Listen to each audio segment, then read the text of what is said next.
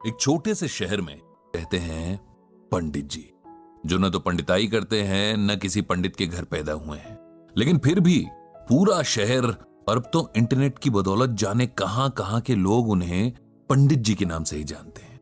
उनका असल नाम तो ब्रजभूषण है। एक सरकारी ऑफिस में जिंदगी भर काम करने के बदले ठीक ठाक पेंशन लेकर रिटायर हुए हैं।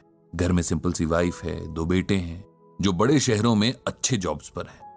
अब सवाल ये उठता है कि दुनिया, यहां तक कि उनकी पत्नी भी उन्हें पंडित जी क्यों कहती है। इसके पीछे एक कहानी है, कहानी जो कि पंडित जी, मेरा मतलब ब्रजभूषण जी के जीवन में घटी सच्ची घटना भी है।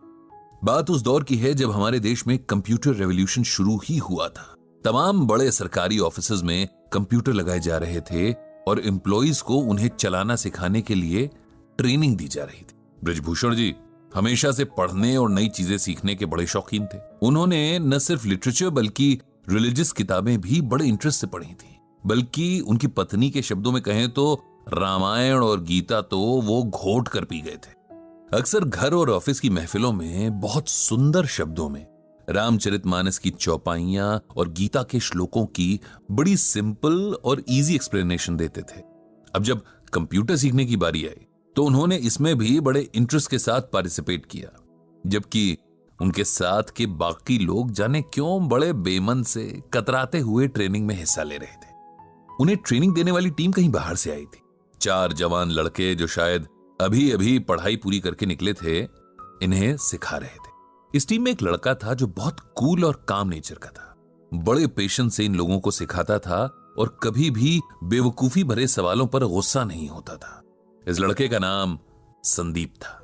ब्रजभूषण जी को संदीप बहुत पसंद था। इधर कुछ दिनों से ब्रजभूषण जी देख रहे थे कि संदीप कुछ शांत सा रहने लगा था। उसके चेहरे पर हमेशा रहने वाली मुस्कान जैसे डिम सी पड़ गई थी। अक्सर कहीं खोया सा रहता और एक अजीब सी सैडनेस उसकी आंखों में बनी रहती। अब ब्रजभूषण जी एक्सपीरियंस्ड आदमी थे, जानते थे कि अगर इस एज में डिप्रेशन ने पकड़ लिया तो जिंदगी खराब कर देगा। इसीलिए उन्होंने संदीप से बात करने की सोची और एक दिन उसे डिनर पर घर बुलाया। संदीप आया और खाना खाने के बाद पंडित जी उसे साथ लेकर वॉक पर निकल गए। फिर बातों बातों में उसकी परेशानी का कारण पूछा, जिसे पहले तो वो टालता रहा, लेकिन फिर उसने अपनी परेशानी का रीजन बता ही दिया। दरअसल पिछले 5 सालों से संदीप किसी बड़े कंपेटिटिव एग्जाम की तैयारी कर रहा था और लगातार मेहनत के बाद भी तीसरी बार उसे फेलियर ही मिली थी, जिसने उसकी हिम्मत पूरी तरीके से तोड़ दी थी। उसे लगने लगा था कि उसकी जिंदगी के 5 साल बस यूं ही वेस्ट हो गए और अब उसका कोई फ्यूचर नहीं होगा। इतनी मेहनत के बाद मिले फेलियर ने उसे चौथे और आखिरी मौके के लिए भी मायूस कर दिया था। वो अब आगे एग्जाम्स की तैयारी नहीं करना चाह रहा था और कहीं ना कहीं अपनी फेलियर के लिए खुद को ही गिल्टी मान रहा था, यानी दोषी ठहरा रहा था कि शायद उसकी मेहनत में ही कहीं कमी रह गई थी।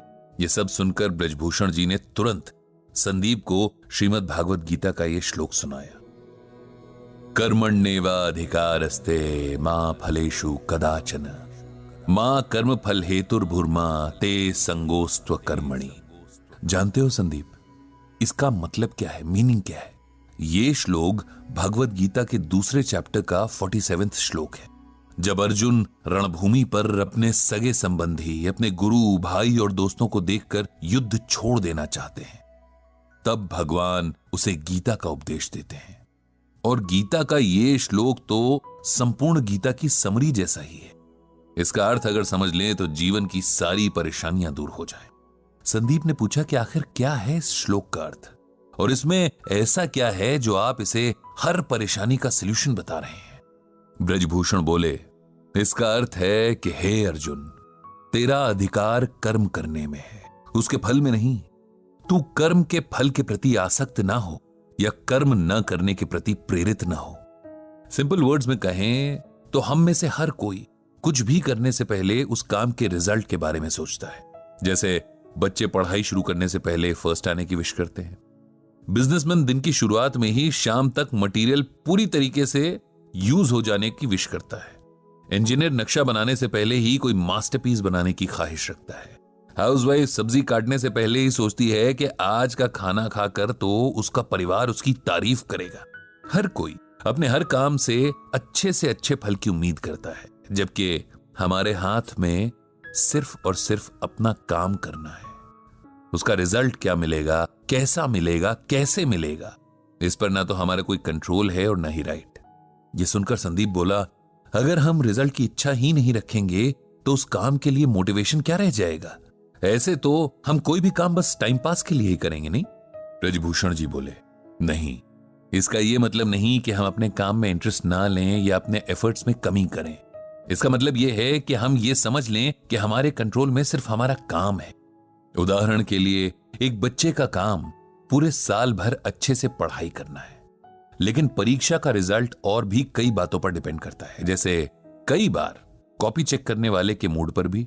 ऐसे में यदि नंबर उस बच्चे की एक्सपेक्टेशन से कम आ जाते हैं तो उसे ना तो अपनी एबिलिटी पर शक करना है, न ही आगे मेहनत करने में कोताही करनी है। हमें हर हाल में अपना बेस्ट देना है। उसके बाद क्या होता है ये ईश्वर पर छोड़ देना है। किसान जब खेत में बीज बोता है, रात रात जागकर फसल को पानी देता है, तब वो अपना काम कर रहा है। लेकिन अगर सूखा पड़ जाए या उसकी फसल को कोई बीमारी लग जाए, तब किसान को अपने आप को इसकी वजह नहीं समझना चाहिए, क्योंकि यह बात उसके कंट्रोल में नहीं थी। जीवन में बहुत कुछ ऐसा है जिस पर हमारा कोई वश नहीं है, लेकिन खुद पर और अपने कर्म पर हमारा पूरा वश है। इसीलिए उसमें कमी नहीं रहनी चाहिए। जब हम इस बात को समझ लेंगे तो जीवन की छोटी बड़ी बातों में हौसला नहीं हारेंगे, खुद पर विश्वास रखेंगे और हमेशा अपना सर्वश्रेष्ठ देने के लिए तैयार रहेंगे। ब्रजभूषण जी की बातों ने संदीप पर जादू जैसा असर किया। उसने मन ही मन एक बार फिर पूरा जोर लगाकर परीक्षा की तैयारी करने का फैसला कर लिया था। कुछ दिन बाद जब ब्रजभूषण जी के ऑफिस में कंप्यूटर ट्रेनिंग पूरी हुई और सिखाने वाली टीम को विदा किया जा रहा था, तब संदीप ने सबको इकट्ठा किया और कहा, हम सबको हमेशा कुछ न कुछ सीखने के लिए तैयार रहना चाहिए। टीचर कहीं भी किसी भी रूप में मिल सकते हैं और हो सकता है कोई ऐसा टीचर मिल जाए जो लाइफ के लिए आपका एटीट्यूड ही बदल दे। मुझे भी यहां एक गुरु मिले जिन्हें जीवन का बहुत एक्सपीरियंस है और इस अनुभव को बांटना भी आता है। ये गुरु हैं ब्रजभूषण जी, जिन्हें मैं आज से पंडित जी कहकर पुकारूंगा, क्योंकि पंडित का अर्थ होता है ज्ञानी, ज्ञान देने वाला। साथ ही गुरु दक्षिणा में मैंने उनके लिए एक ब्लॉग तैयार किया है जिसका नाम रखा है गीता ज्ञान।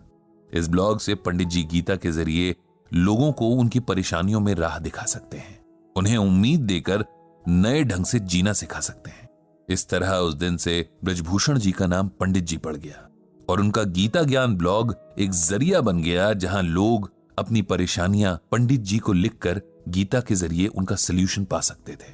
और ये गीता ज्ञान आप सुन रहे हैं कुकू एफएम पर।